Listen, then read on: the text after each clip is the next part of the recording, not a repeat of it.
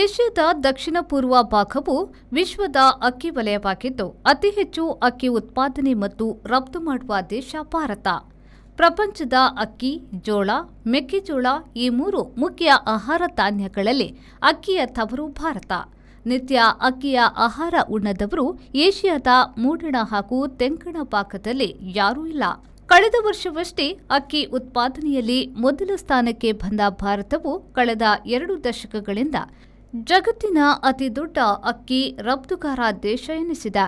ಪ್ರಪಂಚದ ಅಕ್ಕಿ ರಫ್ತಿನಲ್ಲಿ 30% ಭಾರತದಾಗಿದೆ. ಭಾರತ ರಫ್ತು ಮಾಡುವ ಅಕ್ಕಿಯ ಮೌಲ್ಯ $108 ಕೋಟಿ ಗೂ ಹೆಚ್ಚು. ಅತಿ ಹೆಚ್ಚು ಅಕ್ಕಿ ರಫ್ತು ಮಾಡುವ 10 ದೇಶಗಳು ಮುಂದಿನಂತಿವೆ. ಭಾರತ 2.21 ಕೋಟಿ ton, Thailand 76.85 lakh ton, Vietnam 54.38 lakh ton, Pakistan 45.69 lakh ton, China 23.49 lakh ton.